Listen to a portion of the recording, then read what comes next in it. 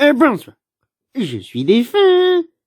Le dauphin est toujours présent pour vous présenter l'histoire de Nestor, le chien d'Avalanche, de mon disque préféré au boulot les toutous, qui, je suis sûr, sera une histoire formidable et formidablement formidée. La saison des sports d'hiver battait son plein. Sur les pistes enneigées, des skieurs, des surfeurs, des familles entières s'adonnaient à leurs loisirs favoris. Les hôtels de la station étaient pleins car le soleil était là et tout le monde profitait au maximum d'un week-end ou des vacances scolaires. Tous les matins, il y avait une réunion dans la salle de l'école de ski. Les moniteurs, les employés à l'entretien, les membres du poste de secours venaient prendre des ordres et des informations. On se renseignait sur les heures de cours, les conditions météo et tout ce qui se passait au village et sur les pistes. En plus de tout ce joli monde, on pouvait voir au premier rang un énorme chien, tout poilu, tout velu. On aurait dit un nounours. C'était un Saint-Bernard, un fameux spécimen de chien de montagne, spécialement dressé pour la recherche de randonneurs égarés et entraîné au sauvetage en avalanche. Il s'appelait Nestor. Tous les gens d'ici le connaissaient bien et le trouvaient beau et rigolo. Toujours aimable avec les enfants, il arpentait toute la journée le bas des pistes, allant de l'un à l'autre chercher un sucre ou une caresse. Le printemps n'était pas loin et les températures devenaient de plus en plus douces. Les dernières chutes de neige avaient formé en altitude des plaques mobiles assez dangereuses et certaines pistes avaient d'ailleurs été fermées. Parfois, Nestor accompagnait les services de sécurité. À coups de dynamite, ils ébranlaient les endroits instables pour créer des avalanches artificielles et contrôlées. Ainsi, on évitait bien des soucis et des dangers aux skieurs solitaires et aux randonneurs téméraires. Pourtant, malgré toutes ces précautions, il arriva ce qui devait arriver. Un dimanche, en début d'après-midi, on aperçut très haut dans la montagne un gros nuage blanc qui descendait d'un sommet. Puis un grondement sinistre parvint aux oreilles des gens stupéfaits. Une colossale avalanche venait de se produire du côté de la forêt de sapins. Une piste de ski de fond traversait justement cette forêt.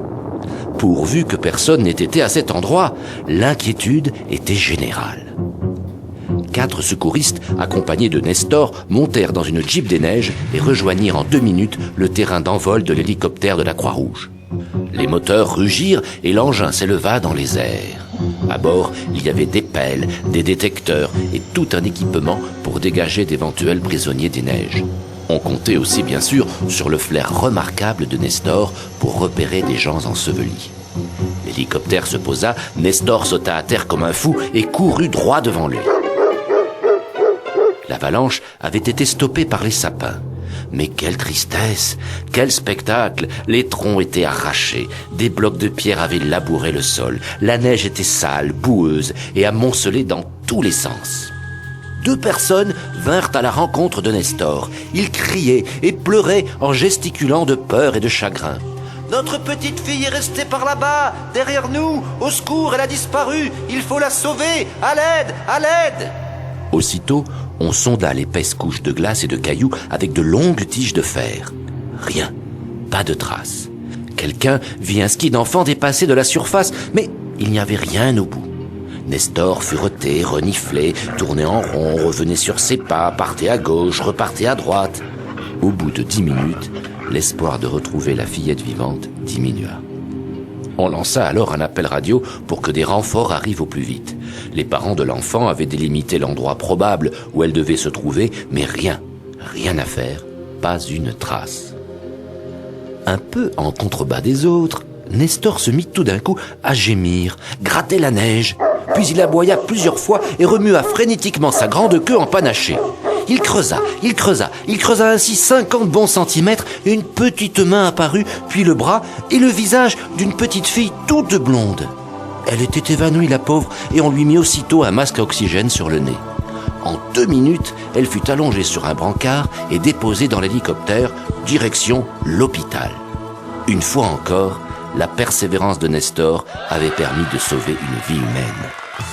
La fillette n'avait qu'une jambe cassée, mais terminé pour elle le slalom et la descente. Que faire alors en cette fin de vacances de Pâques ? Quelqu'un eut une idée géniale, l'idée d'atteler ce brave Nestor à une luge. Et c'est ainsi que chaque jour, le bon toutou promena dans les rues sa nouvelle petite protégée.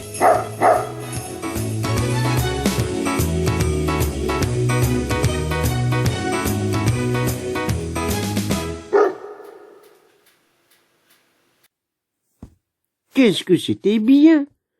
J'en salive de bonheur. Je vous donne donc rendez-vous lors de la prochaine fois pour écouter une nouvelle histoire et chanson de mon disque préféré.